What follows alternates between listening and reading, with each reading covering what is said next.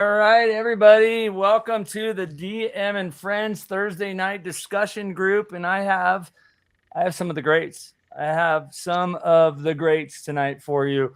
Yeah, we're well, I'll just introduce. I mean, over here to that way, over here to my, I guess this is my left and whatever. You guess you're right. This is the one and only Chris Clark. And he's right about the greatness here. So yeah. And down here in the corner we have, who are you? We have Ignatius from Fight On Magazine. And dude, thanks for coming out. And then below my us, pleasure. And then everybody knows the man below us. I think you in your little blurb you said the legendary. So are we going to call you the legendary Alan Hammack? I've never called myself that. I think that's how he described you in a post he did today. That's true. But Alan, yeah, thanks so much for jumping on. And my pleasure. Yeah. Wow. How is everybody doing? Great. Good. Still fighting on. Yep. Still fighting on. Yes. Looks like we got Freezer in here and Matthew. Mm-hmm. Thanks you guys for jumping on. Excellent. So those of you guys that Jeffrey Johnson, thanks for jumping on. So those of you guys that are tuning in, I think this is our third week of doing a Thursday discussion, and I try to get on some people that can talk about the subject, and I'm pretty confident that these guys can talk about this subject. And I don't really know what to call this, but dungeon mastery, your experience as being a DM, what makes you a good DM, what all that stuff. I am referencing, and some of you guys might have seen the video I did, but there was an article by a Mike Beeman in Dragon Magazine, originally from Dragon Magazine 80 from 1983, and then reprinted in Best of Dragon 4. And he has this article called The 5 Keys of Success. DMing can be both easy and fun. And I think I like that he highlights the word fun. And he kind of lays out 5 keys to success. One of them being continuity, character, which I disagree with, competence, creativity, and cooperation. But I don't think that's all of it, and I want to just discuss that today with these fine gentlemen. Mike Pickett, welcome to the channel, man. Hi, Mike. Good to see you.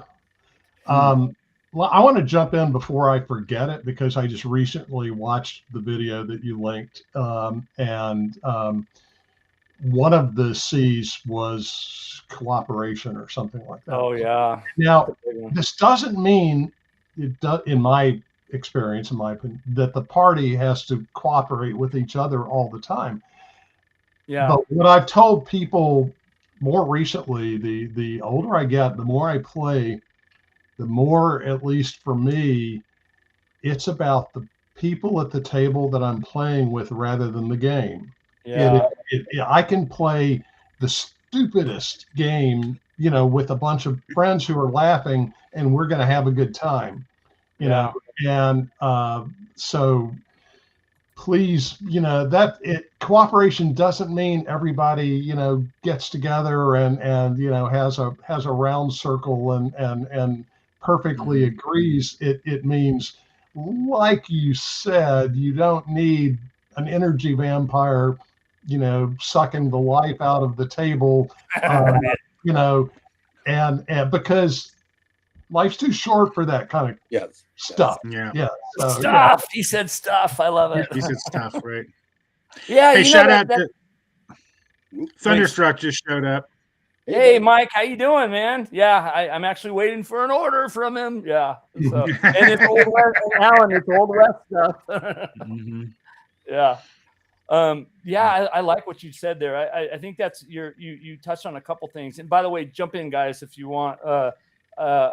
Life is too short. Why are we playing? You know what I mean? We're playing to have fun and to interact with others and to just tell a story, and because it's better than having a real job. That is true. Yeah. Right. Yeah, there's a reason that you could get a bunch of kids just out of college to come to Lake Geneva, Wisconsin in the late 70s to work for minimum wage or slightly above it. I was working for minimum wage when I first got there.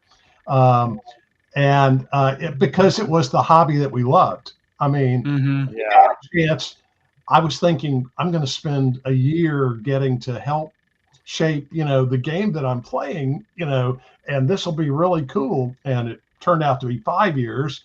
And I got to work on World of Greyhawk, that map behind you. And I got with Gary, and I got to work on Dungeon Master's Guide, the first edition, and wonderful. Help write stuff like that. So yeah. So yes, it's the game that we love. And if you're not laughing more than you're crying at the table, you're doing it wrong. Yep. So don't do it. Find something else. Yeah. What do you think, Egon? What's your take on that? Look, I mean, we're jumping around. I mean, I don't necessarily want to go through all of them in order, but the cooperation piece, I think, is huge. I think that's huge. I think. Well, it's interesting to think about.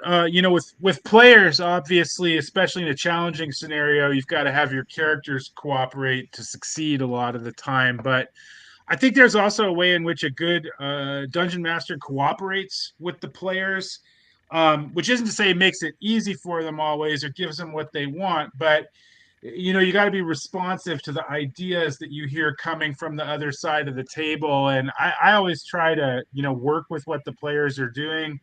Again, if it's a really stupid plan, it's not going to work, but I figure I don't always know for sure what's going to work, what's not going to work. So, I decide a lot of things. I just toss a player a D6. I have them roll it. Maybe they got to roll a little bit easier roll if they're, have a high ability score, they're the right class or whatever. Maybe a little tougher roll if they don't have that. But, because you want to keep things moving. You want to see the players have a chance to succeed with their plans. And, so I think the cooperation, for sure on the player side of the table, but even in a way between the players and the DM is really important too. Yeah. I think there's some type of at least I've heard in the past is like a stigma where the DM is your opponent, and I firmly disagree with that. Yeah, I firmly disagree with that. It's complicated, isn't it? Because I mean, it is complicated. Yeah. Because if you want to provide a challenge. You want to okay, you guys, and some people, you can even have potentially characters die, other stuff kind of happen, but you don't want to be a jerk about it. And you also, you don't want to make it like unfun. Like I remember you guys have all had these, I'm sure, DMs like in middle school or whatever, they had their idea of the exact right thing to do. And so it's basically the game was guess what the DM wants you to do. Yes. Yeah. And that sucks. That's not worth my time. Part of that road, though, is getting the characters to want to work together. Now, when you get a bunch of you guys who never played together, it's all about my hero is going to do more damage than yours. Just watch, okay? Yeah. Especially the younger players. I'll throw that in there too. But when you can lead them to say, okay, so the cleric is going to bless the monk on the way by. The magic user is going to tap him on the shoulder as he goes spinning by so that he has a strength spell on him as well. And then when he does his flying kick, it's going to do 3 times the damage. When you can lead them to come up with that on their own, so to speak, that's beautiful. That's perfect. Yeah. So I want to give a bit of history here. Back in the old days, when the mountains were still forming and dinosaurs walked the earth, and I was starting to play these games. Remember that D&D came from chainmail. Okay. Right. Yeah, sure did. Helping chainmail. Chainmail was a war game, which is something a lot of younger players may not have actually heard of.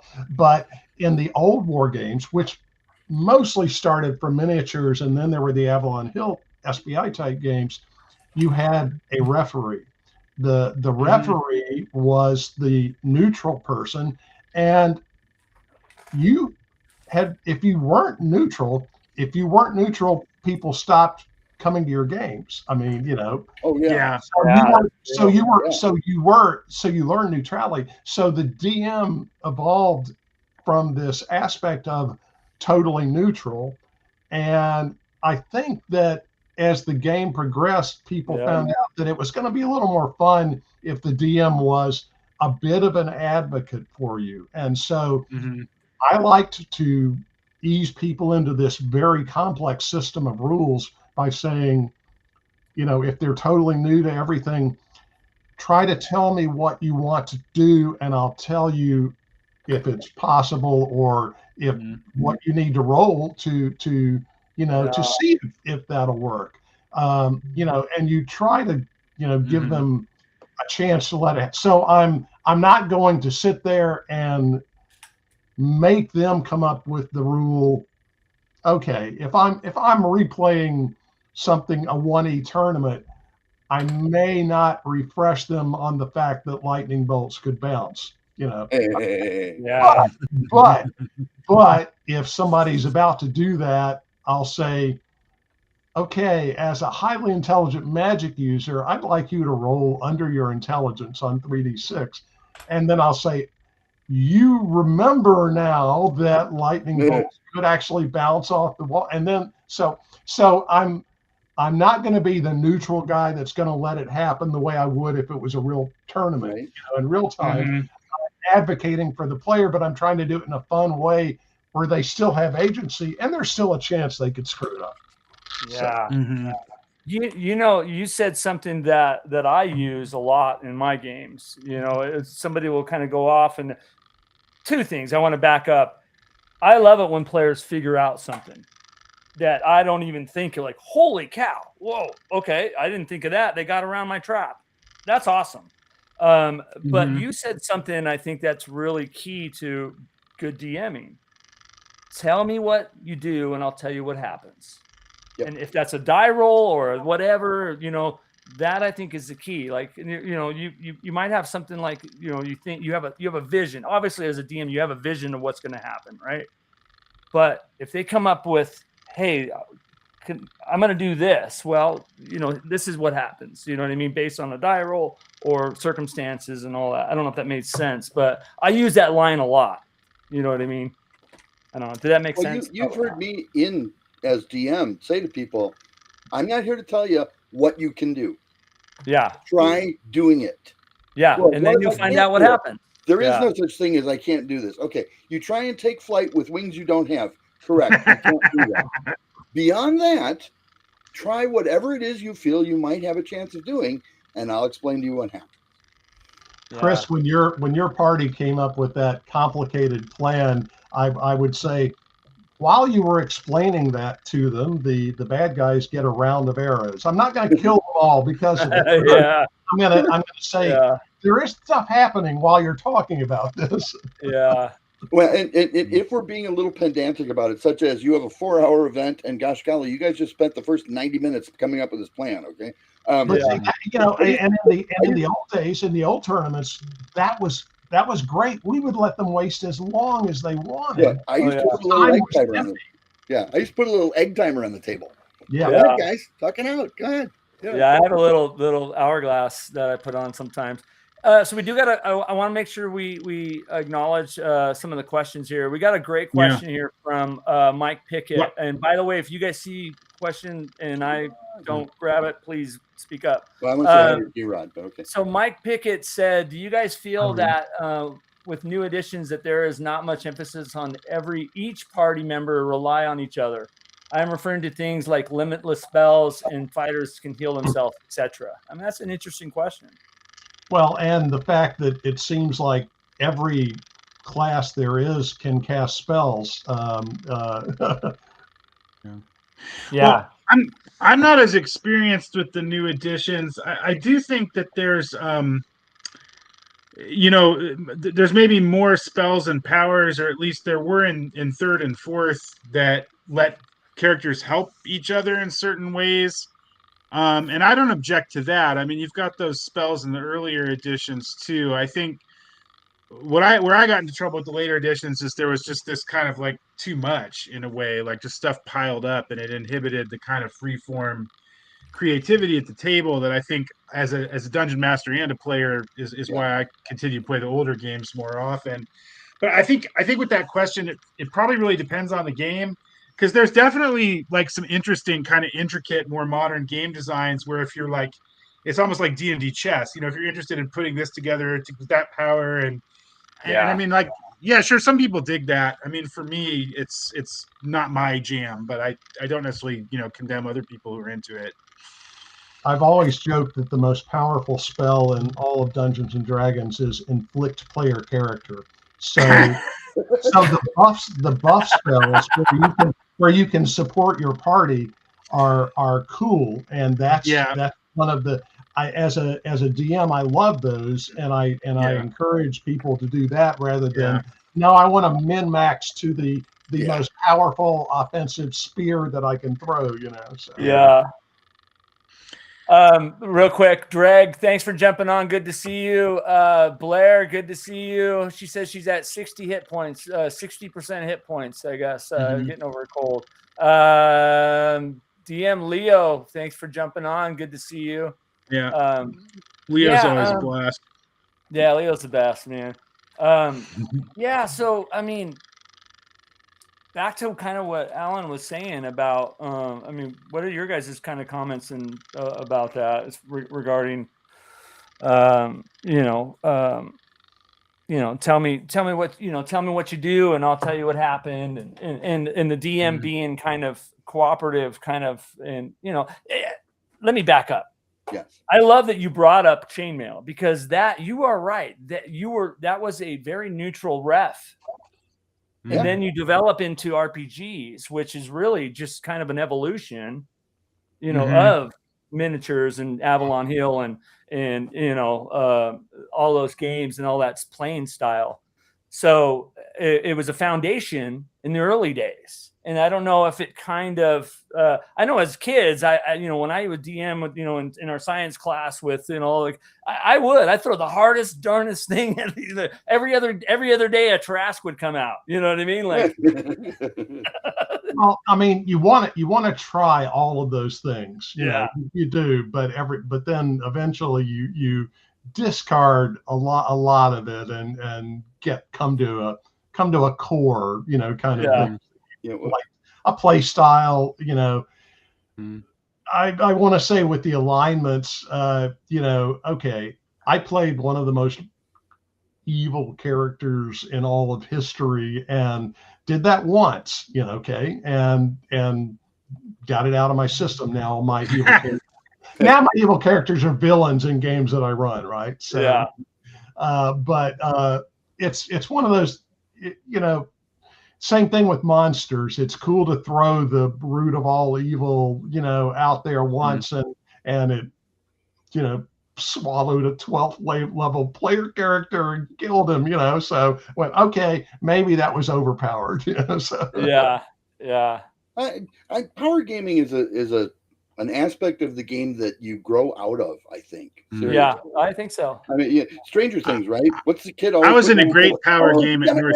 Oh my God, yeah. So you have the ultimate Prince of Hell that would kill almost any character you can possibly make up to 20th level. Oh, he's going out there. Oh, look, Yeah. But there's a thrill to that when you first start playing, or frankly, when you're 14 years old. Yeah. But you get over that pretty quickly. And honest to goodness, the one thing I missed in the article and that he doesn't put in there is the immersion factor.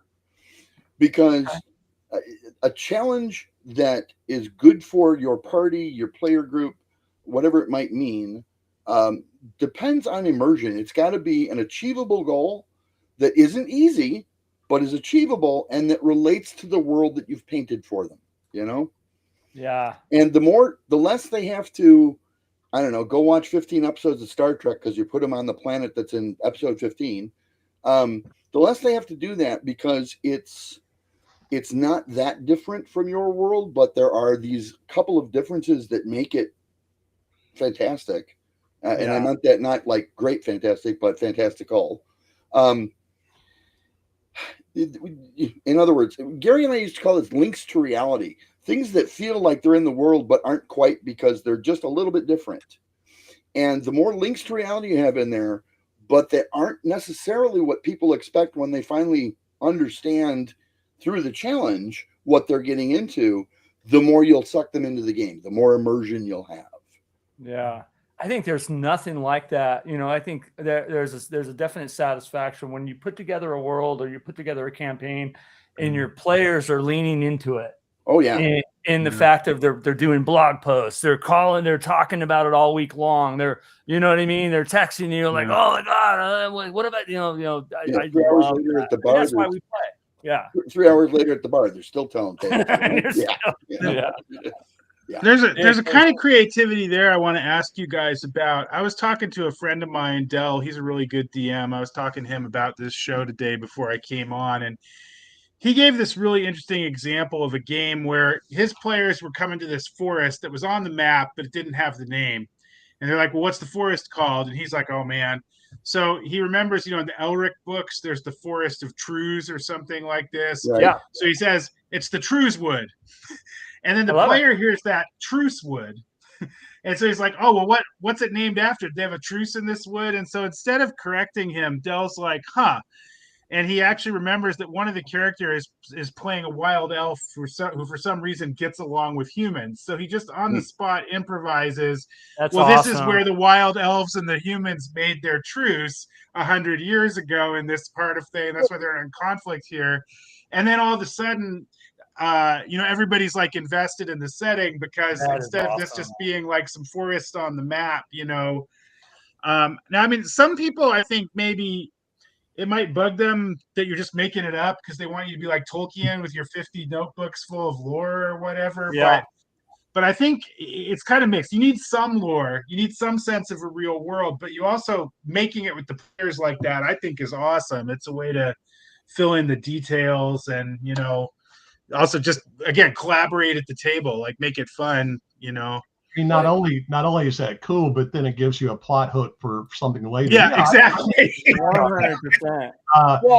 But at the table for the moment, going back to keeping things moving, I would say, well, the locals in the village west of here call this the Eastwood. Yeah. So I mean, I love it. Right. Well, so I mean, and that's how most things are named. If you look at the actual roots of the words, they're just going, well, big mountain, little mountain, mountain that looks like a deer, You can always take a turn for the sinister as well. And say, well, you know how forests and areas of this nature get their names, right? And you remember, and you're telling this to his character, your character remembers, like a conversation in an inn several weeks ago where the innkeeper told you, oh, that forest has no name because no one goes anywhere near it and none have returned from it. And that would, of course, be those people who would have named the forest. The forest of no return. Yes. There you go. There you go. Yeah. The forest that no one goes to because everybody's dead. Oh God. Yeah. That kind of double clicks on the whole lean in thing too. If you can really get immersed in, and then that's and kind of to piggyback on that, what your friend did, that's a sign of a great DM that can just improv right in there. And then that's a sign of great players that can just, wow, boom, run it, like take it and fill in the blanks. And I really I love games that are, I don't know if collaborative is really the right word, but kind of collaborative storytelling where in my current campaign, I have, I'll throw out things and people will run with it. You know what I mean? The characters will run with it and they'll make it their own and they're kind of like add to the lore, which is, I think that's pretty cool. Yeah, I think it is cool. I think that's super. And that's kind of an example of what you're saying, I think, Yeah, it is. It is. And I think it's, and I got onto this partly because what Chris was saying earlier about, a lot of the meat and potatoes of these games is the challenge part, but that immersion is what brings you into it and makes you care about it. By the way, Chris, it wasn't covered in the article because immersion doesn't start with a C. So Oh, that's the 3C commersion. Yeah. We do have a question here that I don't want to forget. This is from Freezer, and Freezer had a bunch of good questions. Yeah, he's got another great one here that I want to actually start off with you, Alan, because you mentioned villains. So he's saying, what's your favorite villains to run as? I usually prefer villains that are players a lot about them, but reality is that they had zero control of the things people attributed them to. It's funny. So yeah, what's your favorite? I'll tell a story about a scene from a TV show that impressed me, and then kind of hopefully relate that. The Man from U.N.C.L.E. had a lot of great guest stars. One of them was Vincent Price in one of the very early shows. Played a thrush higher up, one of the bad guys, and about halfway through the show, he had been thwarted 3 times by Ilya at this point, and as Ilya moves away, he doesn't see Vincent, and Elsa Lanchester, I think, was in it too, was talking, and Vincent Price in that very cool voice. This is how you can tell a villain. It says, my initial dislike for that young man is growing into a sincere and honest hatred. So yes, he doesn't lose control. He just like see that something will happen to him. So so I love those kind of things. Villains don't see themselves as villains. Villains always are going to have a rationalization, as insane as it is. They think they're saving the world. Moonraker thought that by blowing up the planet, he was going to save the best of humanity. Exactly. That kind of stuff. So in D&D, you're going to do smaller scale things, but I mean, you're going to have the hierarchy of mages thinking that we don't need all of these gods and clerics and things ruling the world. It should be an orderly, scientific magic group that runs it, and they're very sincere in this. They don't think they're villains, but the way to do it is to take over everything. So that's I was waiting for you to say, because they don't know. They have they think they're doing right, and I think that is the best kind of villain. What do you guys think about that? That's a great. I mean, that's a great. My favorite villain, as you now know, of course, is a xenophobe. Is why he's a villain. But to him, all humans or humanoids even are a different, complete. We must blow up the world. Why? Well, because he's got humanoids. Oh my God, it's like a disease. You gotta get inoculated for that. So but that's he's obviously my favorite. But it's interesting. I mean, fictional villains, I was thinking about games that I'd run, because I thought, dungeon mastering or whatever, and a lot of times it's whatever, demon lords, the Minotaur chieftain or whatever. But actually, one of the most interesting villain experiences I had was with Iklovdra from the G&D series. Okay.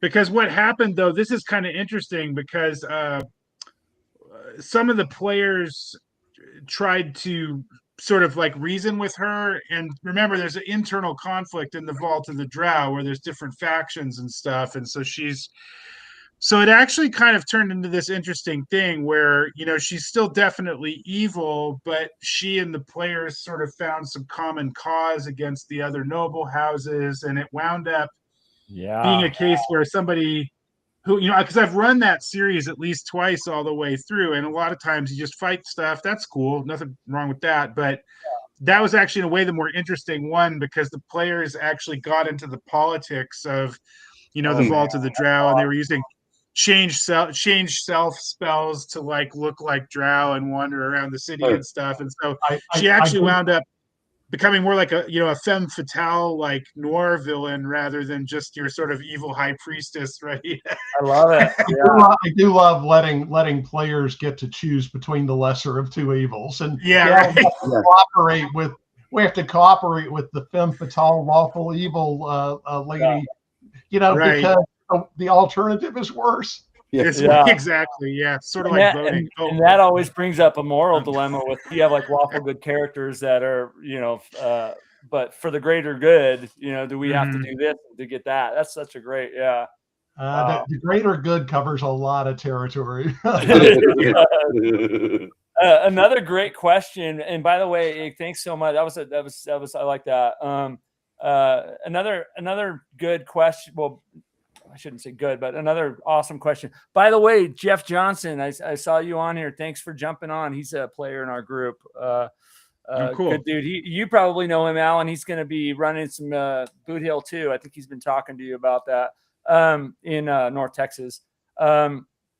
Freezer asked another great question. So how long before you introduce your villains? And some games DMs immediately hit us with it, or sort of lost charmed by the villain, by some quick exposure.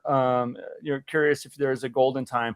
I will say this. I like introducing villains that aren't villains at first, or the players don't even realize they're villains until they are villains. That's just my take. It should be a Moriarty start type chain where they keep getting up. Now we've got the big, oh no, he's not the one in charge. And now we've got the big, oh no, they're not the one in charge. And, where you're constantly trying to figure out who's behind all this. Yeah, no, I love those. Yeah, who is, or as Fallout said, who is the other player at the table? I can't figure it out. So yeah. Hey, Mr. Rourke, good to see you, man. I've been gaming with that guy since 1981. Whoa. What do you think about that, Ig? Talk to me. And by the way, Mike Pickett referenced a game that he ran where I got to play where the villain was the CEO of Hasbro. So yeah. That's awesome. What's your take on that? On which there was a lot of stuff. The question? Yeah, with the question. Yeah, I know there's a lot going on. Where do you like to introduce your villain? Take your pick. It varies. I don't have a strict policy on that. It's fun to run the ones.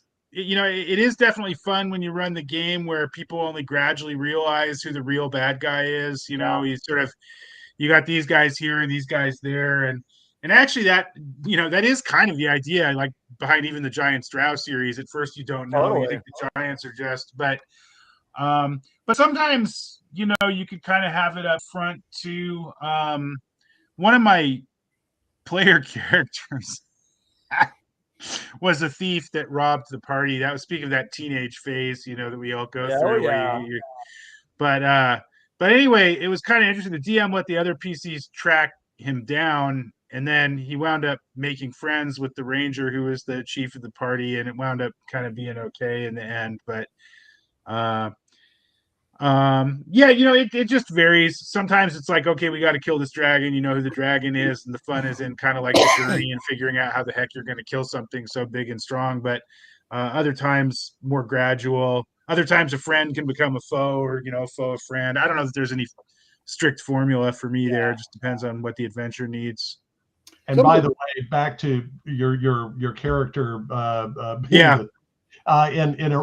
In my OD&D group, we were okay with player character thieves occasionally picking our pockets. Just don't take most of it, and don't do it too often. If you get to the treasure first and 20% of it, okay. If you try to get 90% of it, we're gonna have to shake you down. Well, that's what I did. I filled up my bag of holding and got out of there while they were still fighting the final monster. So I was a bad 12-year-old or whatever I was at the time. Some of the best campaigns though are when it starts out. I can't remember which adventure this was, but I have one adventure where it starts out and you return to town. and it's the town that the party always uses as their home base, right?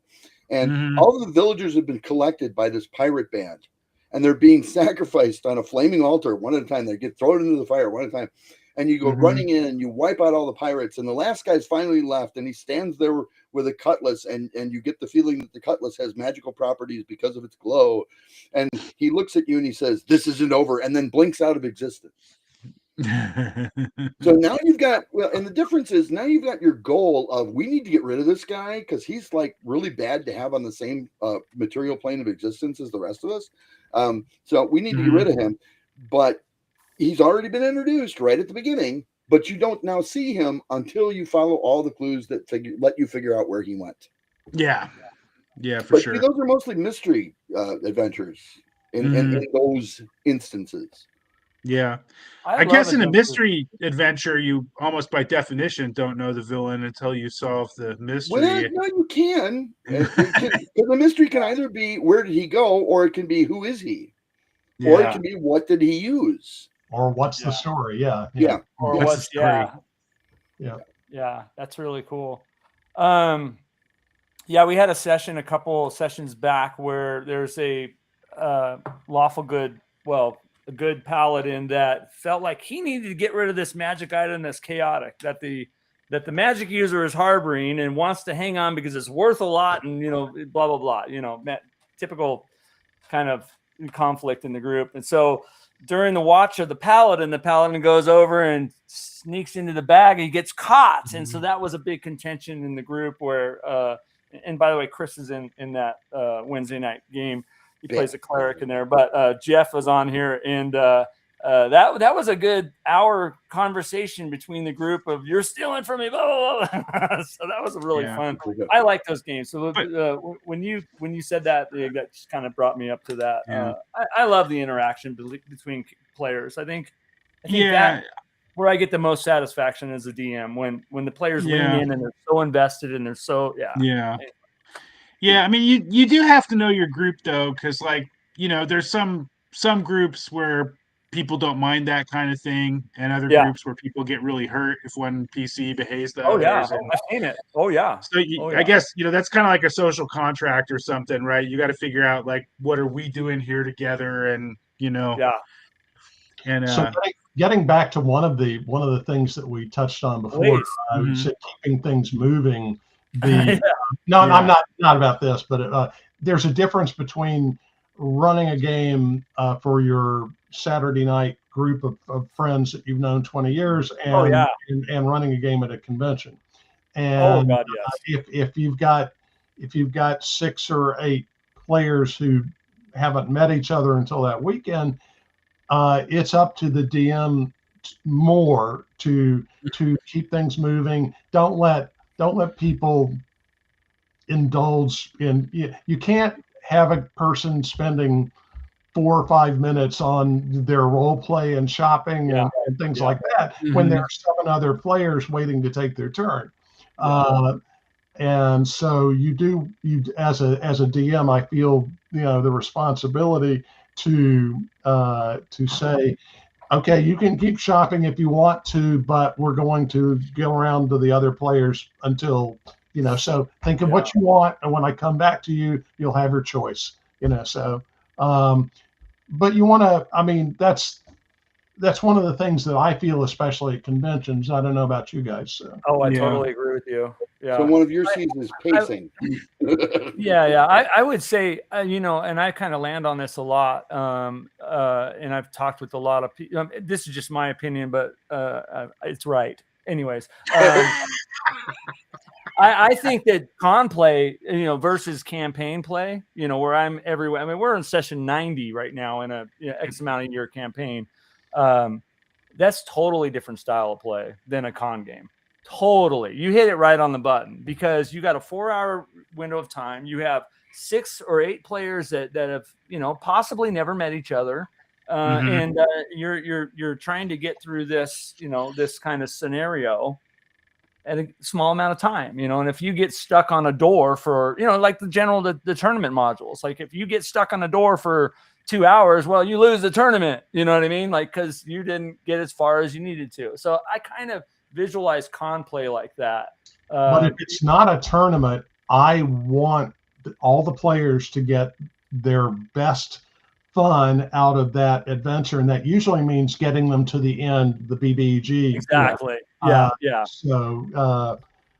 So yeah, I will help them if I need to accelerate them, and actually going back to the old wargaming days, adjudicating. I will say, okay, in this room, everybody takes this amount of damage, and I'll roll something, and okay, but we get you to the end fight. Okay, now you get to see the climax, which is where all the good writing probably is. So yeah.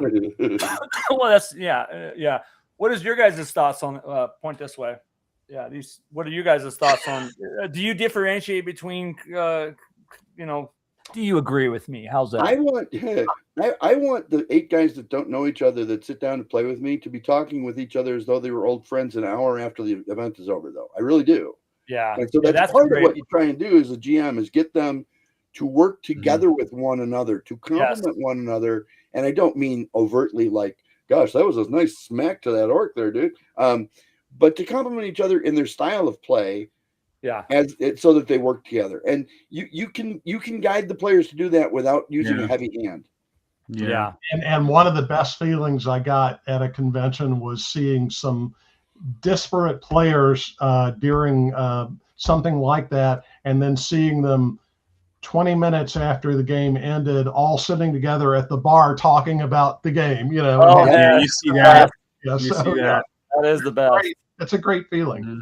Yeah. If you're in hour 3 of your 4-hour event, Angelo, and the guy that the cleric is about to get decimated by the frost giant, and some guy jumps in front of him to take the hit, oh, you've arrived. You got these guys to work as a team. You've arrived. Yeah. I mean, I do think the kind of things you can get in a con game. In a con game, you have a chance for some, 1 or 2 really amazing things to happen. It's usually either a fight or it's, maybe some cool social interaction, like how did we con the king out of his treasure hoard or so, and those are awesome. I mean, I play for those moments in home games too, but home games also give you the opportunity to have kind of like, setting exploration, more politics, there's more stuff going on. You get more invested because of the longer time involved. But I do see people definitely making good friends like that after con games. And usually it's the one where there's been some kind of like, just all came together well, and there was like an awesome fight or something. And then people are like, wow, man, that was a good adventure. But it's like one shot. I mean, to kind of go to a system we talked about a little bit last time we were on here, DCC. It's a great con system. I ran a more regular campaign with it for a while. It was fine, but it didn't. It seems like it's focused on delivering these big moments almost more than the meat and potatoes. So I mean, it's a great game. I'm glad to have it in the family of games out there, but at the same time, for like a longer term campaign, I don't know if it's my system of choice, because it seems to be so focused on those like amazing big single battles. The best adventure I ever wrote for bringing the party together that doesn't know each other was an adventure called The Rock that I wrote for Legendary Adventure. And at the start, you all get captured by trolls, and you're slaves in a mining thing trying to figure out how to pool your resources so that you can get the heck out of there. So you can it's forced collaboration, right? At the beginning. Yeah. Mm-hmm. Hey, I want to give a shout out real quick to Mr. Goats. Welcome. Awesome. We had Steve Fugat. Thank you, Jeff Johnson. Oh, yep. Welcome. There was somebody else here I missed. But yeah, you guys, thanks for joining. Good to see you. We got Alan Hammack, Ignatius, and Chris Clark here. We're talking about dungeon mastering. Right? Yeah.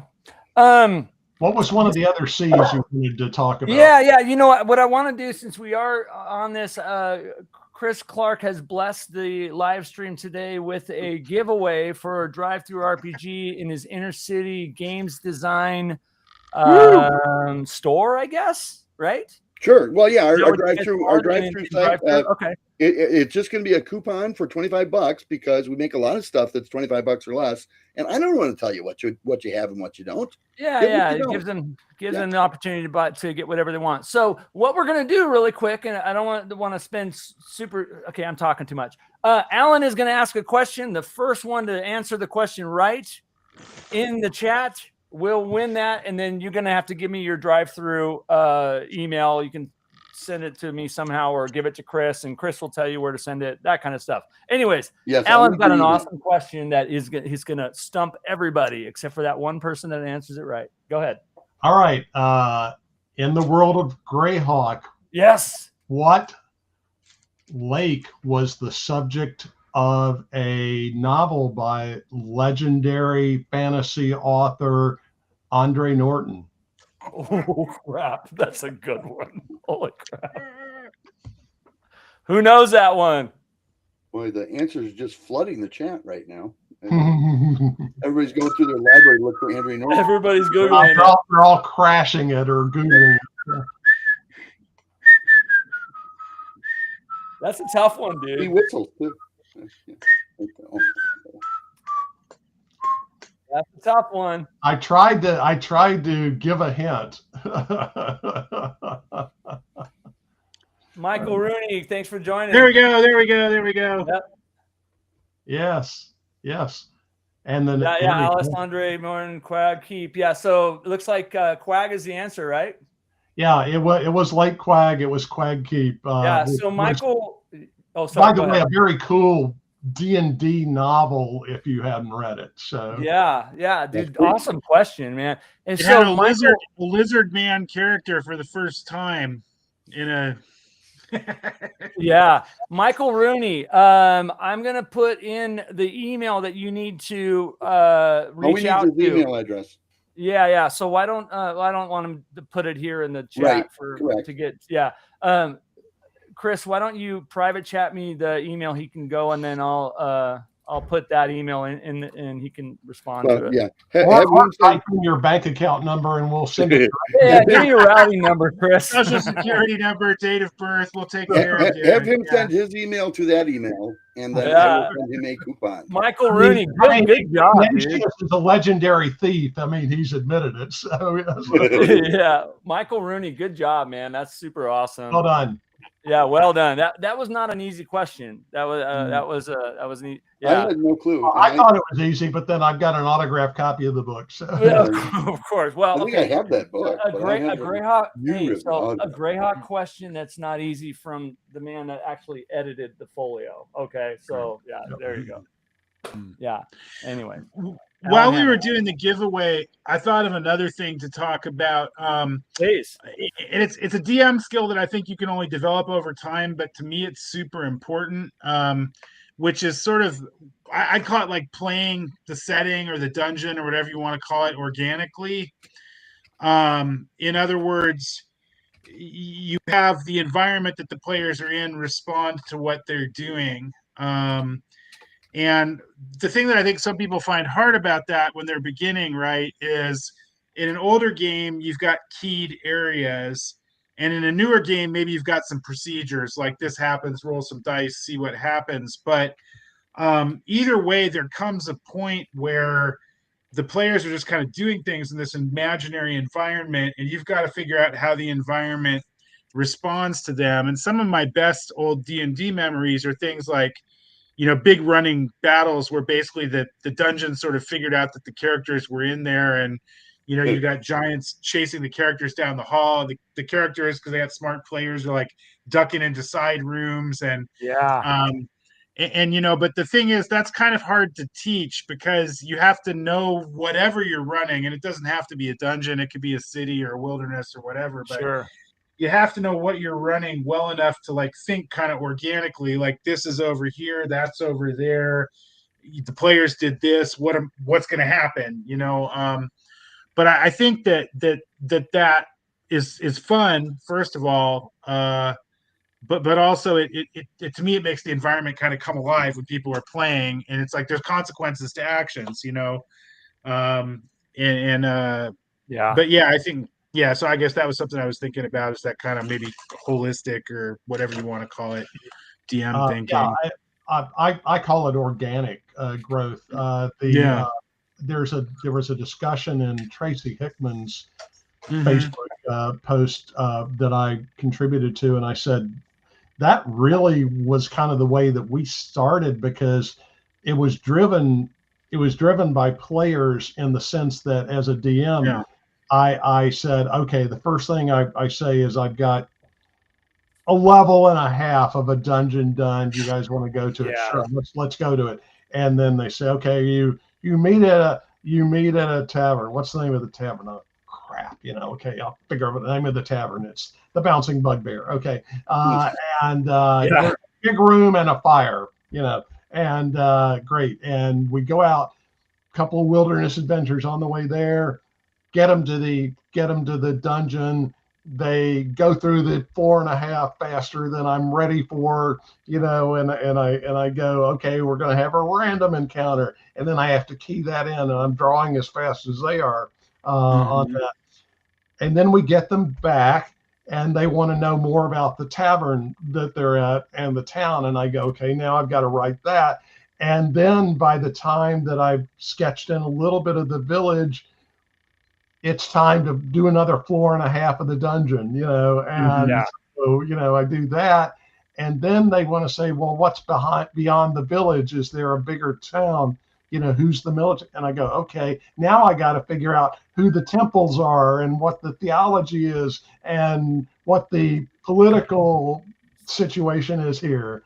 And so that's what I mean. The organic growth can work very well, and it's just like the earlier example of coming up with a name for the forest, and then having this whole myth grow around it. It's great. That kind of thing can drive the creator. It's funny that you mentioned those things, because I'm kind of a light prep person, and the big things that I do prep for is I prep the NPCs, I prep the factions, and obviously you need to know the map. You need to know what's going to happen if they go here or there, or and the other thing I like to make sure that I have written down or prepped is names of stuff, because when you start fumbling around with names, I get in trouble, and I can't pull something out of my. And then they'll ask again, like 10 sessions from prior, what was the name of? You know what I mean? What was the name of it? No, then you go, oh, you didn't take notes? He always does, too. He always says that. I'm the worst at my memory, like, you know what I mean? So I put it on them at that point, yeah.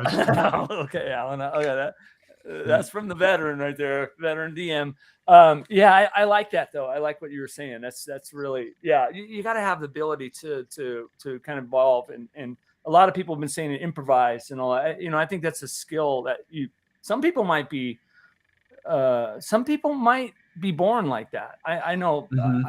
It's practice, I think, makes perfect. You know what I mean? Practice coming up with stuff, I don't know. Yeah. What's your guys' take on that? But it's a sort of a derogatory term nowadays, but theater kids, one of the things you learn is improv, and it goes. That's a skill that goes into role playing very nicely. It really does. I did want to. So maybe you were born with it, but it's also something that can be taught and refined. It can. It definitely can. In acting class too. I mean, both. But it's interesting. I was thinking about the concept of an improv wargamer. Well, and in some ways, that's kind of what we do. In a way, it's like, I've seen people that were so chaotic that they just wanted to play the game, and they don't really care what they're doing once they're in it. So yeah, that's true. See you later, Matt. Take care, dude. Yeah. Freezer brought up his point that Gary mentions immersion and research in role-playing mastery. Yeah, it's funny. I'm rereading this book right now because Stephen Clements held it up on our last Wednesday. Role-playing mastery? What's that? Yeah, Role-playing role-play mastery. mastery. It's right here. Look. Yeah, I got one.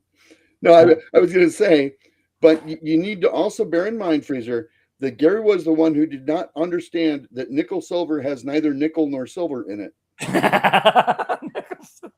Yeah, but he does bring a good point. He says Gary Gygax did say in his book Role Playing Mastery that research is the best for immersion. Like the blacksmith mixed reality thing. iron able to make swords, and the king needs to cause it lacks 10. Yeah, that's funny. Yeah. Well, because of a hobby with the Society for Creative Anachronism, I may have been the first writer at TSR who actually had done blacksmithing, before. So I had a little bit of experience with that and shield making and helmet making and things like that. So I could add a little bit of authenticity, at least to those aspects that we talked about. Yeah. Well, so a couple other, if we want to kind of go down these C's to keep it rolling, Alan, like you said. For immersion in the C's. No. We have continuity, character, competence, creativity, and I think we already covered cooperation. So what's the next one? What comes to your guys' mind? Cash. And it doesn't even have to be in this either. So. Well, just to go with character, there are easy ways to make characters, and I guess we'll deal with NPCs specifically, memorable and flavorful. And it doesn't take a ton of work, but you give them a little bit of a quirk, something memorable. So, if there's two different barmen at the Bouncing Bugbear, then one of them is burly and laughs a lot, and the other one is clearly a veteran of the wars. He's got a wicked scar, on part of his head. Maybe he is a little slow in talking from where he got hit on the head, something like that. And that kind of thing can help you as you're voicing them. You don't have to give them different voices. You've got a guy that laughs a lot, and then you've got a guy that's more deliberate in what he has to say, Yeah. I think in this article, and he kind of gets in, he says, everybody has to be somebody. Good players will usually feel developed and faithfully play a character's personality as a role-playing game, complete with idiosyncrasies, personal preferences. Even so, a good DM will give every character a focal point for his life or something that will make him feel important or special. I disagree with that statement 100%. Players, to me, should come in as nobody and develop into somebody. That's how I feel. Yeah. That's how I feel. I don't need a player to come in with a huge, giant backstory. I like them to develop that in my game. Well, sure. Like we have, like we have a guy in our group that I had to add him to this, this developed, at session 86 or whatever. What's your hook to get in? Okay, and the hook was his wife was kidnapped, right? So, boom, that's it. So that's the only thing that these players are going to know. So more about him, I don't necessarily, like, some players love to do that and make a huge backstory and all that. I don't generally think that is something that is totally needed, because if you're immersed into this campaign, your story is going to be developed. Yep. Just my 2 cents. I mean, there's also the question of what are you doing in the game then? Your guys already got a story, right? You've got nothing to win here in a way. And I mean, I liked what you said, Angelo. I mean, there can be exceptions, right? You come to a campaign at a particular point, you need somebody to be the prince's son or whatever, so there are exceptions, but generally, yeah, I mean, find out who you are through playing the game, Playing the game, yeah. By the way, Stephen Clements, I just gave a shout out to you. You must have heard me talking about the role play mastery book that he's here. Anyway. Awesome. Sorry, I just ate some cherries. Welcome to the chat. Yeah, I kind of. We're professionals here. Everybody, we're looking at Chris's shirt. Yeah, I mean, what is your guys' take on it? I do agree with you, and I do agree that also there are oh gosh, what's the word I want to I'm messing for words here. There are exceptions, obviously, right? Mm-hmm. But I feel as a DM, I don't want to see a huge backstory because now I have to adapt my story to you. Well, and yeah, it's possible his backstory won't fit your world. Exactly. Yeah. Mm-hmm. And I generally will work with my players to develop some type of a story or a hook or whatever. And yeah. But look, anyway. that kind of lengthy backstory stuff is, I mean, unless we're on a first date, I probably don't need to hear it. I would rather. You don't want to bring your rap sheet with you on the first date. Yeah. I would rather get a 30-second elevator pitch about your character. Exactly. Than that kind of. You can have that worked out for yourself, and if you want to be smart about it, as we were saying, like the villain, drips and drabs. We discover one thing new every session or something like that. Yeah. Freezer makes a really good point too. It really does depend on the system, and we're talking about D&D, AD&D, old school, but yeah, he mentions vampire, which you are right and you are correct. The backstory of that player or that character that comes into vampire or werewolf or whatever it is, that's a huge part of the game. That's how the game is really kind of, yeah.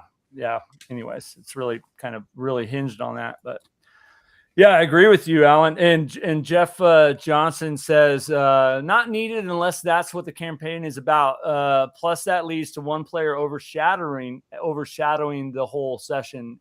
IMO, in my opinion. Yeah.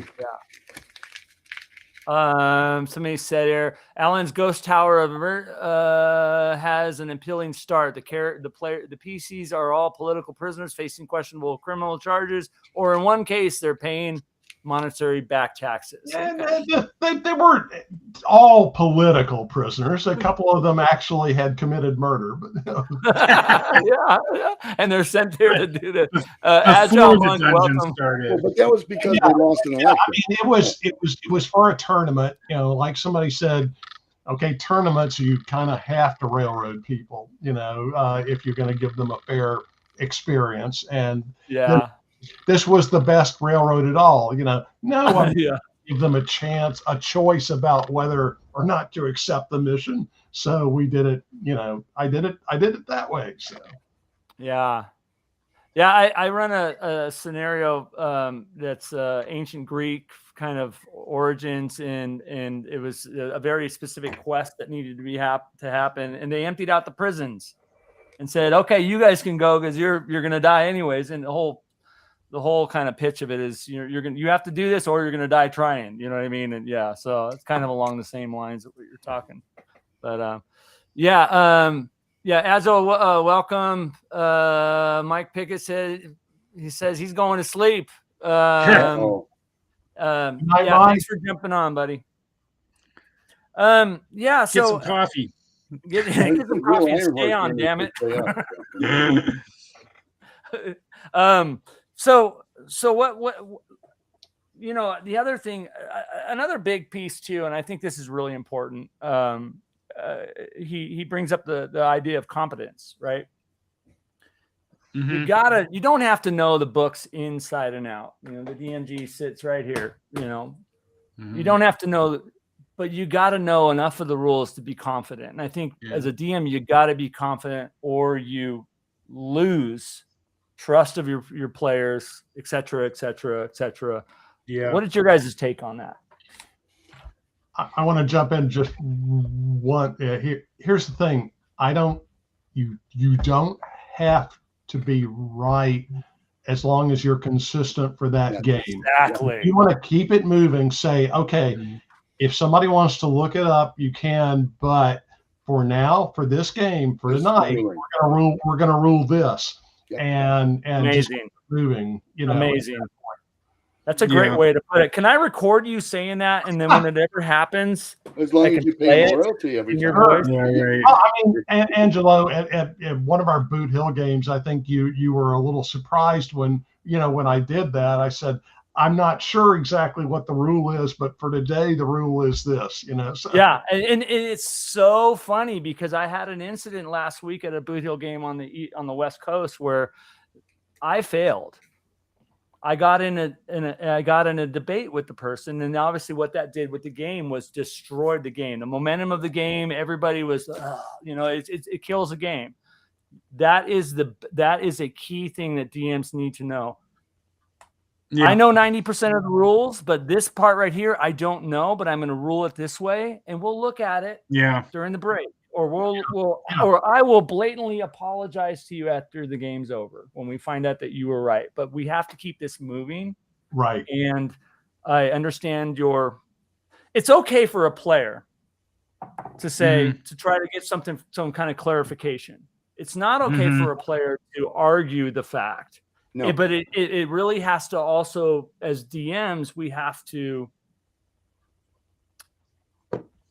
be firm, put our foot down, hear it first, and think about all the other players that are in the group. Think about all the others, maybe have that keep it moving, mentality going. Have you ever ran into that kind of situation where you think as a DM you acted wrong in that? Not acted wrong as in you were wrong. I've been wrong in rulings. Handled that situation wrong.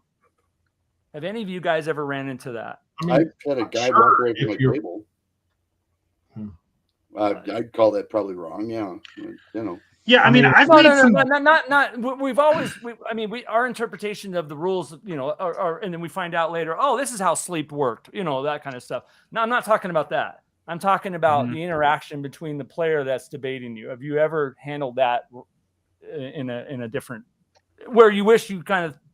Because I did. I wish I would have handled it differently. Yeah. I was not going to agree to his point of view, and so he left my table. And I always feel like I've done something wrong if somebody leaves the table. Yeah. Yeah.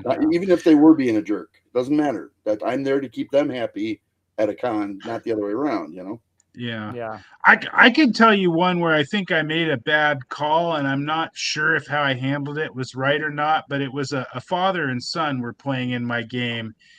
And their characters were in conflict, and they were just really, really arguing about it. And I thought this is obviously some family stuff. And the way I adjudicated it is, I think in retrospect, I think the father was probably right, although I don't remember for sure the whole situation about the rules. But I just had them both roll a d6 and went with the interpretation of the high roller, because I was like, I don't want to get in the middle. Hey, that's a way to do it. Yeah. Yeah, and I mean, I'm not sure I'd do that normally. I'd probably just make a call myself and move on, but I didn't. This was a weird case where it's like stuff from outside the game is coming into the game, and I don't want to be the one to say, hey, Dad, you're wrong, or Dad, you're right, or what, it's like, I didn't want to be part of that. Well, that's a very unique situation. Yeah. You say, Dad, I just had to roll off. Dad, you go fight the guy in that corner, and son, you go fight the guy in that corner. I didn't want any part of that, right? I didn't. How about you, Alan? I mean, I know you kind of said or whatever, but I want to hear a specific story. Well, I mean, I think that if you haven't had some kind of situation like that happen, I mean, probably all of us have. Yeah, I think so. The worst for me was when a player late at night decided that he was very frustrated with me running a module that I hadn't written, and it was a 5e module, and there was a puzzle, and they just couldn't crack it, and he was getting way more upset than he normally does, and upset and saying it was unfair and unjust and yeah. And I went, you know what? I worked way too hard to get this ready for you to take that kind of stuff, and I said, The game is over. I'm going to say goodnight, guys. So Yeah. and it was late at night, and I just, I said, well, it's not going to get any better. And if I don't end it quickly, I might say something to That you don't want to say. guy, a friend that I would regret. So, so I had to, I still think for the situation, maybe I handled it right. Maybe I handled it wrong, but I decided to, in essence, step away from the table. In this case, it was a virtual table. But okay, interesting. Yeah. I think we're all humans, right? And I like the word. Realistically, we take the approach. And fun fact, guys, you use the word adjudication, right? Once in a while. Alan, I think was the first one who brought it up, and you brought it up too. I just learned what that word means, even though I know what the act is. Do you know what I mean? I'm an idiot, okay, but I believe that's a big part of being a DM. Like and you've clicked on it, clicked on it. Our job is to keep it moving. And you know what? I make mistakes in rulings, so many. But we don't need to figure it out right now. And campaign games are different too. You know what I mean? Campaign games. I feel like if you have a group where we're all friends and somebody's going to look it up real quick and we make the adjustment ruling right then and there. But generally, as a DM, like, okay, this is what we got so far. Boom, let's move on. Well, here's the other system that we use. I know it's shocking, but there are sometimes questions that come up that are ambiguous in the rules. Okay, no matter what system it is, we take a poll of all of the players that are with the group at the time and say, as a DM, what would you rule? And I've done that. I like that. And we go with what, if we've got a number, because a number of my players are DMs as well. 100%. Take a poll. It's funny, Chris. We do that a lot in our Wednesday night game. I'll say, well, what do you guys think? And everybody kind of gives their honest opinion. Well, a couple of nights ago when you picked on the cleric, okay, that was just wrong. Are you the cleric, Chris? Maybe. Yes. And it just so happens he's got a necklace of prayer beads. And guess what he rolled on that? He can call up his deity any single time he wants. Nice. Well, the DM has a little issue with that. There's got to be a downside to that. So this the downside is because wait, 1 second. Okay, what episode are we on? What episode? Episode 90. And how many times have I called up the guy? Let me see. 1, 2, 3. Yeah. 3 times. Yeah. I do think, though, Angelo, I do think sometimes it's okay to just let the players have their win. I mean, yeah, I think so too. As much as it pains me as a dungeon master, every so often you just got to say, you know what, they did this, they got it, congratulations, And especially if they can make me, the DM, laugh, That one else. If there's something that's so cool, I went, I can, there's a chance that'll work. Yeah. Freezer asked to let me go to the comments really quick. Yeah, thanks, guys. That was really good. Good points. Freezer's on fire tonight. Freezer is. I'm gonna talk about your question, Freezer, but I want to get back to the points. Jeff Johnson says great points. Mr. Rourke says rock falls and everyone dies. Blair says I am here just for oral support. Then she corrected herself, moral support. Everybody laughed. And what was your favorite unique? So Freezer asks. Let me skip it and we'll come to your question. But Stephen Clements does say, and he's a wise man. Of course, I mess up games all the time. I learn from each time. But dang, I don't know as much as I think I do. That's pretty cool. That's a good way to put it. Freezer, this is a Freezer question. I love this guy. What is your favorite unique system you've ever ran? And what is the opinion that makes it, and what is, in your opinion, makes a good system? Start with you, Chris. I have 2. I know. I absolutely interchanged my land system, which is a little bit more cumbersome, and my inner city system, which I defy somebody to show me a faster role-playing system out there where you get through more encounters in a single session than inner city. There just isn't one. I do agree that is a very fast, witty, boom, boom, boom system. Yeah, you run it very fast. That is, I'll agree with you on that. And you can get through 40 encounters in a 4-hour event. I mean, you know. Yeah. And I'm still pissed off that my 4th level politician was killed in a car wreck. Okay, so there you go. Don't let the other guy drive.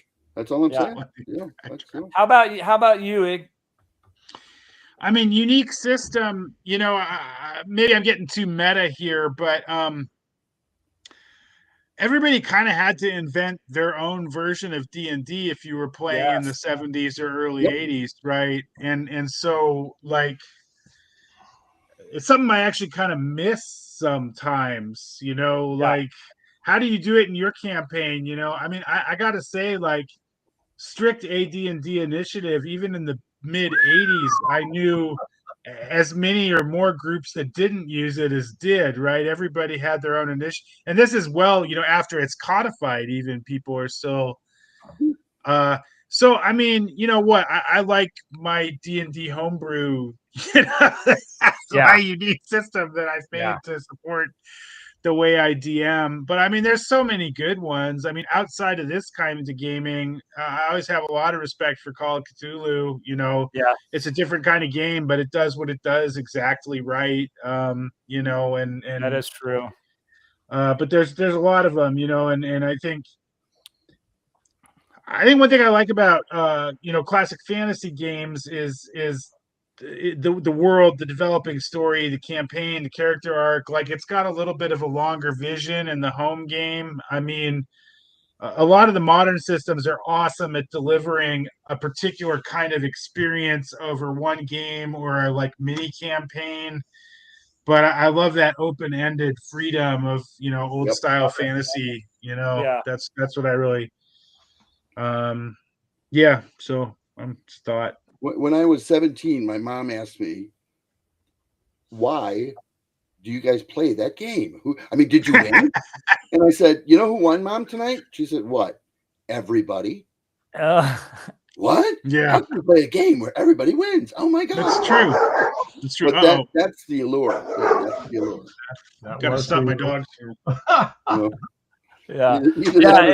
Or they found you.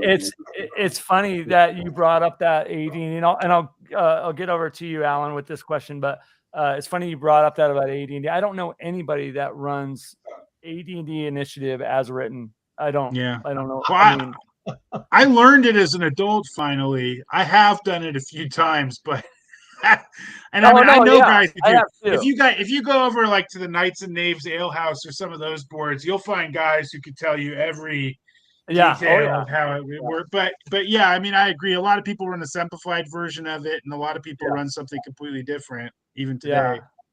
Yeah. I think DM Prada put together a kind of a summary cheat sheet of the AD&D initiative, right? Combat, I guess, really what it is. It's 20 some odd pages. Oh my God. Yeah. So, but anyways, let me jump in.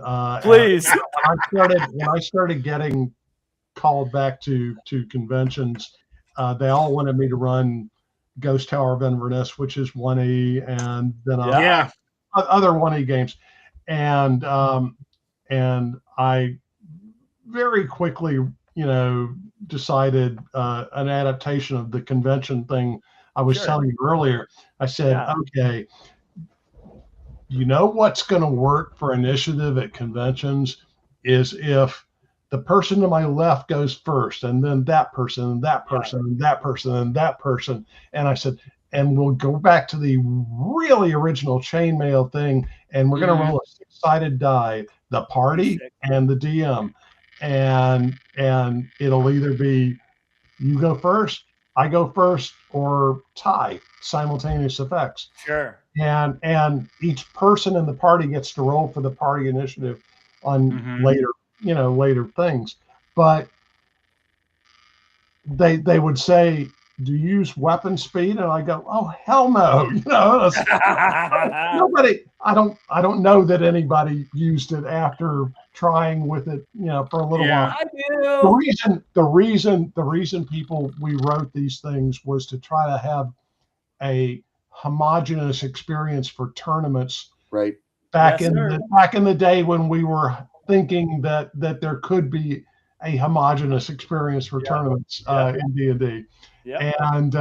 And so but you got to go with what's practical, and what's practical at cards to keep it moving. Don't get bogged down with initiative cards and keeping track of everybody and their modifiers and stuff. I know it's not fair, but it evens out. It does. It really does. Okay. You know, it's funny. Generally in cons, you know, I have a very unique way of doing it in my campaign. You know, which I mean, I don't have to get totally into it, but it's a D10 and weapon speed and a movement. I might add a couple more. It works pretty well for our group. But in cons, I choose to use Molbase or Beckme, D6 side initiative, and you have movement, range weapon, spells, and combat. Boom. Just, it movement, missiles, magic, melee. It's the 4 M's. And that's a good way to remember it. That works as well. That's a really good. So favorite unique systems. I mean, and it's not unique anymore, but when we redid Top Secret New World Order, Robinson and I, James Carpio had a great system that he had come up with and taken some elements for, and I loved the exploding dice and minimizing dice kind of situation, and different die types for items. I said, okay, that's, and one target number. Okay, the 13 was the target number, and I went, okay, that's really cool. Yeah, I'm going to tell you an on-guard story though. Please do. Well, we got a couple on-guard players here, by the way. 40 years ago, I came back from, I don't know, well, I came back from TSR college, a long absence, and there was an established on-guard campaign going on. And I went, on guard, okay, well, cool. You know, I know about fencing, and I read the Three Musketeers, and they said, okay, so you roll up a character. I roll up a character.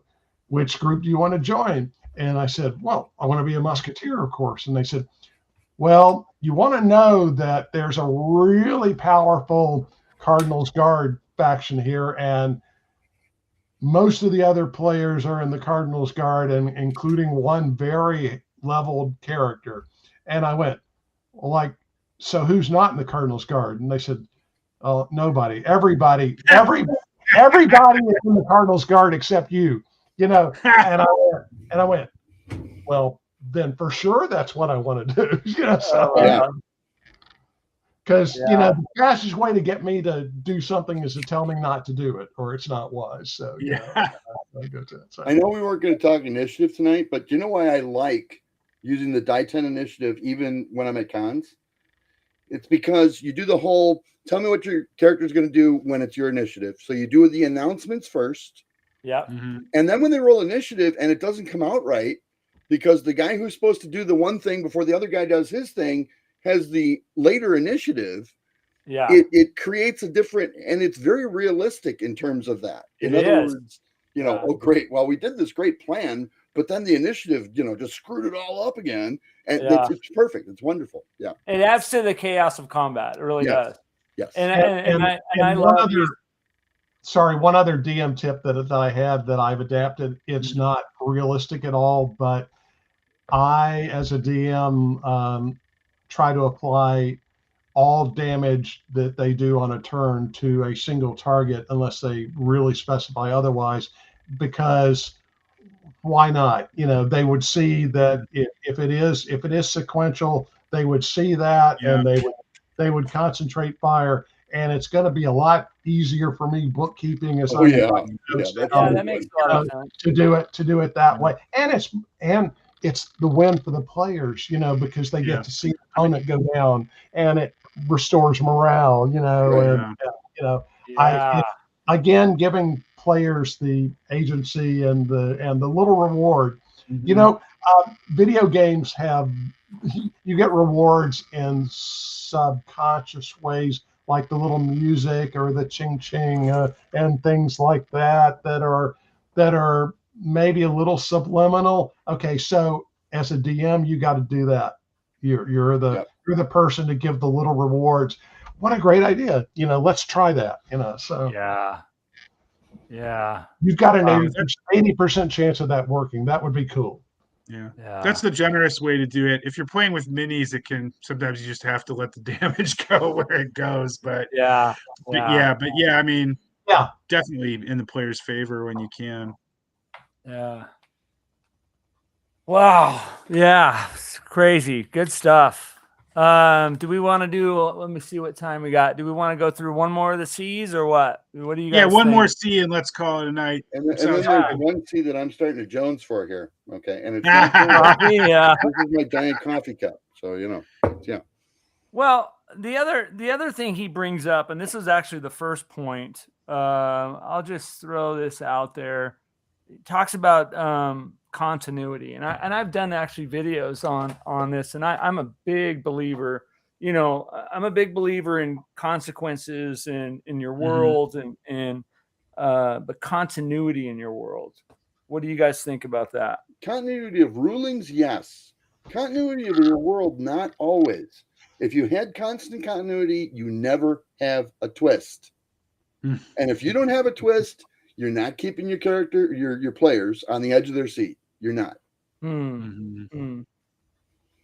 I think what I mean by continuity is if there's a situation, there has to be always a reaction to it. If it's on rulings, yes. Yeah, well, if the characters go in and they go into a dungeon, they find that, okay, that's all we need. Now we go back to town and rest. Things should not be the same. They should be there. There should be evolution inside of the dungeon when they come back. Do you know what I mean? That I think that's kind of, I don't know if that's how I define it, but yeah. I don't know if you've ever gamed with me, Angelo, to where you guys did something really great and things are just working and wow, we're going to get it all. And then right at the end, I have a twist and say, except of course that this isn't the actual foe who now appears from behind a curtain.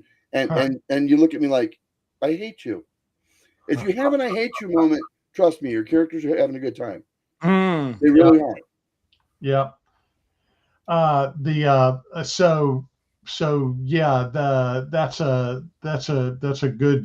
good twist, continuity thing that I did when I had people joining my campaign 20 years after I had started, and they would ask me what the theology world, what gods were around. Now, I had early on, because I had done a lot of research in mythology, said any pantheon.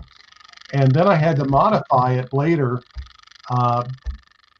to say any pantheon, but the Greek goddess Athena and the Rome, the Lord of Elementals, are dead. And they would go, why? And said, well, that's an interesting story, because we had two different player characters that made successful god calls, and one of them got their goddess, and one of them got a random god, and they fought to mutual destruction.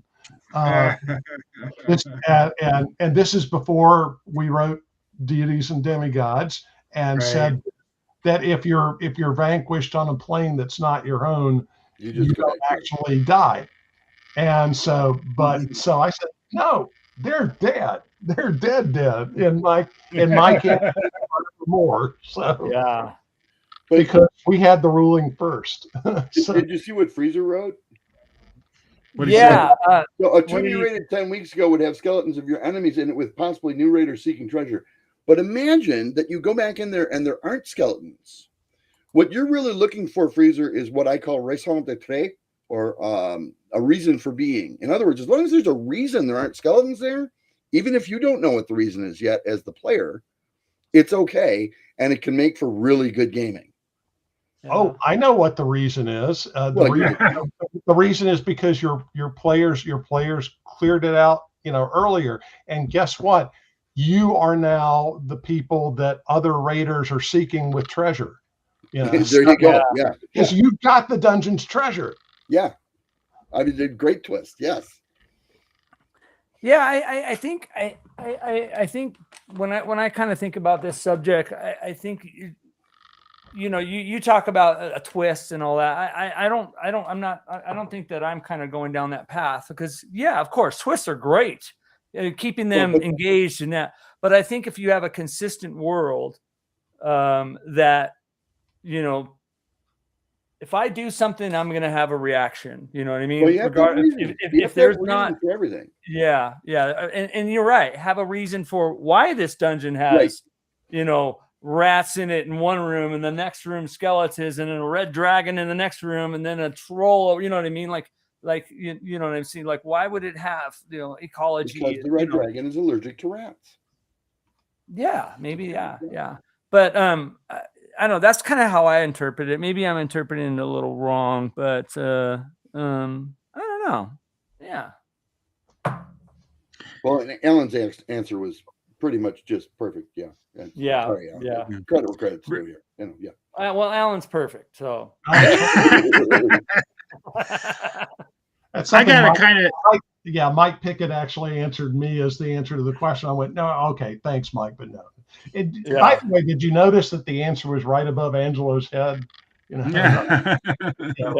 There. So, like, Mike, but I've got a different kind of continuity that I'm thinking about. Yeah, please. Because I'm thinking about it right now, and this is another one where there's not a right answer, but I still think it's an important thing. So, I mean, I've got a campaign, D&D campaign I've run on and off, with other GMs. It's not even just mine, going back into the 70s, right? And so there's all this lore and there's all these things that have happened, and it's connected to various published things, and that's really cool. But then sometimes I think, it'd be really fun to just start over.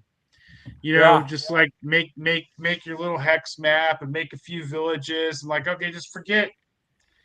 But I mean, then when you've been running it so long, there's a temptation to think, well, this is just my world and this is where I run. And it's like, I mean, either one's fine, but I think going back to what Chris said a little bit, there's the twist in the game, but sometimes maybe for the DM too, you think, well, maybe I wish I'd done this differently, or maybe I wish I'd tried a little bit of a different approach and, just start a new game. It's still D&D or whatever you like to play, but let's just see what happens this time, Yeah. And I'm thinking about doing that right now, but it's interesting because when I think about doing that, I also think, well, do I want the rules the way they have been, or do I maybe want to tinker with some stuff that bugs me sometimes and try something different? It's like it becomes a big kind of like head activity to kind of think, okay, what am I going to? That's why the old campaign's always kind of like the familiar comfort food in a way. always go back there and have a little more, but challenging yourself can be good too. I like it. Yeah. Well, you guys, man, I think this is a good place to close. What do you think? Yeah, we had a good talk. This was really cool. This was really cool. Like I think that I really hope that some people that watch this can pick some some pieces out of the wisdom that came out of you guys over here. You guys, but not out of yours. Okay, you don't want to bring anything out of your wisdom because darn it, that costs money. No. Yes, but all of us, especially Alan, had some really good techniques. And I mean, that's part of being a DM too. Like, find out this whole big grab bag of techniques. You find the ones that work for you to give your players a good time, and Yeah. I think the bottom line is we play this game because I for myself, whether I'm a DM or a player, the fun aspect is just, I love it. I have fun when I play. You know what I mean? Sure, I've had games where I didn't have fun, but I love the interaction with people. I love the friends. I love especially like campaign game where we're all friends there, and we're people are drinking and having fun, and we see each other every week, and and plus, dang man, I cannot get over the fact. Let me look at this. That feeling that I had when I was laying in bed with my DMP every night, reading it, and the nostalgia behind this game just freaking kills me. Breaking the binding. There's a lot. Yeah. I mean, the memories that come that chasing that first, I chased that first dice roll. I chased that first time I read about the troll. You know what I mean? Like, it's such a great. Alan's age. I remember lying on my floor as a kid and reading C.S. Lewis, The Last Battle. And I had my little OD&D books out, and I'm looking up every monster on C.S. Lewis's battle list and trying to get together the whole thing like it's a big D&D fight, and that's like, oh, how many hit dice does Aslan have? It's like, what a great series, man. Wow. Yeah. Well, you guys, I just wanted from the bottom of my heart, thank you guys so much for coming on, and thank you so much for just chatting with me and hanging out with me on this Thursday night. It's so much fun. Always a good time, Angelo. Appreciate your positivity. Yeah. Good to see you. Any parting words from you guys? Definitely want to give an opportunity to say something before we split, but start with you, Chris. You got something coming up. Talk about it. Busy week coming up because we are full steam ahead on the Castle Wolfmoon project. Kickstarter begins on April 5th. And several of you are going to receive a packet from me in the next couple of days because I'm going to try and get to contribute to the project as a whole. Right now we have 7 contributors, including, very thankfully, Mr. Ernie Gygax managed to get his in, for which I'm very thankful. And I'm trying to think. I'm still talking Harold Johnson into it, and I'm hoping to talk Alan into it as well. We'll see, but I'd love people to just look at the list of names for contributors and say, "Oh, he's putting the old band back together." Oh my god! Yeah. But yes, it's a 7-book project, covers an entire campaign world with 6 ready-to-play adventures that are hundreds of pages each, except for Cataract, which is kind of short. But yeah. And you you have a lot of Gygaxes that contributed to it. I have a lot of yes. For those who have played through A Challenge of Arms or The Ritual of the Golden Eyes, which were the first 2 Gary and I wrote together, this one will have, I think, 300 or possibly even 400% more Gygax. So yeah. Ernie contributed to it before his Ernie. I've got a contribution from Heidi already, and I'm hoping, and from Luke, and I'm hoping to get one from Alex yet as well, but we'll see. He has not agreed, so I don't want to put him out there, but we'll see. Yeah. That's going to be awesome. And you guys scan that code, and that'll bring you to the Kickstarter where you can do the little notification thing. And I think there's a lot of people that have already got on that. There's quite a few hundreds. Yes. Hundreds of people. That's really cool. Ig, talk to us. Hey, well, so a lot of stuff happening here at Fight On headquarters. We're working on issue 18, first of all. Getting some stuff edited. We got a nice cover by Paul Carrick, back cover by Dan Souza, and a lot of great articles from people all over the spectrum. It's a really diverse group this time. You'll recognize some of our regular writers, but we've got some new people. Excited about Dale Houston from Duck and Crows contributed some stuff. Greg Gillespie, a lot of people have but I mean, we got a lot of the regular guys you look out for. Jeff Reintz wrote a really cool hex crawl that we're going to put in there, and nice. We also one of the issues we've had. Our first issue many years ago was only 30 pages, and so I've now combined the first and second issue into one volume, so you're getting your full money's worth when you buy issue 1 and 2 together. You can pick that up on Drive-Thru RPG. So I guess the old copies of issue 1 and 2, I guess, are going to be some kind of collector item now because we're not going to make them anymore. We're going to have the combined issue instead. Nice. I'm also happy to say that, Fight On is a nonprofit. It's a fanzine, but we're working on a couple of dungeons right now too. One of them's by Jamie Giltner with art by Anthony Stiller, and that's going to be really good. He won an Emmy for Slay and Plunder a year or two ago, and he wrote a really nice dungeon that we're putting out.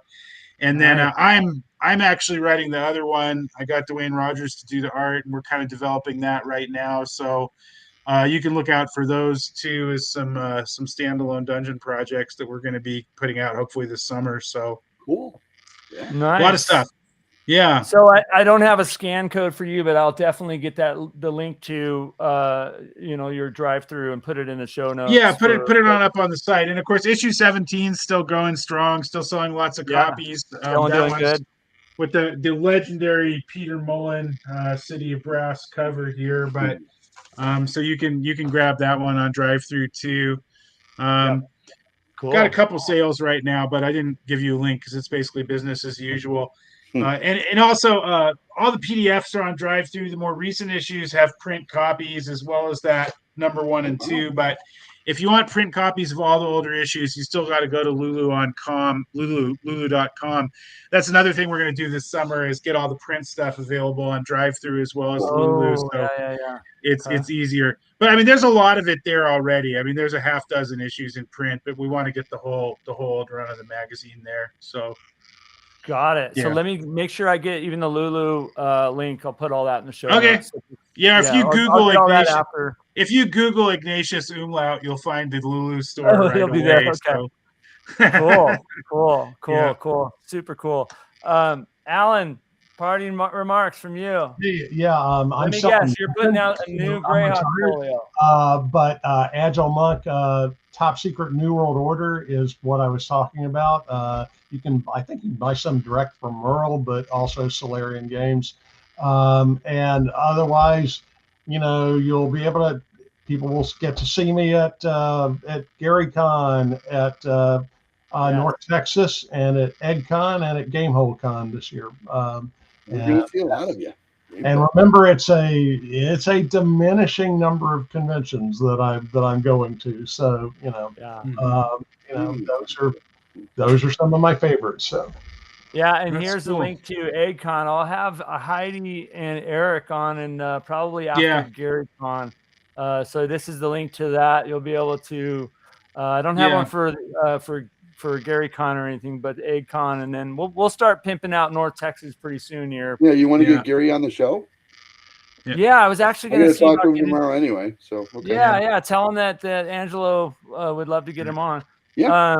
And speaking of EggCon, I'm almost embarrassed to say this, but this will be my first ever maiden voyage as a special guest at EggCon, which I am honored. Hey, good job, man.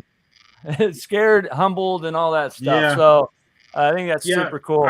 Heidi and Eric put on a good con. I've been to both of the previous two, and I'm going to be to this one too. It's always a lot of fun. They do, and Lake Geneva's in the summer is really nice too. Well, the EggCon brings back my memories of when Gen Con was there. I mean, that's so cool. There, so I've never been to Wisconsin during no snow, so it's a nice town. I mean, it's expensive, but it's a nice town. Oh yeah, Lake Geneva. It's always been cold, and just like where I'm at home. I do want to give, before I thank you guys one last time, I do want to give a shout out to next Monday, guys. I got a couple videos coming out this weekend that are continuing my series on the NPC classes, and then something coming out tomorrow that you'll like.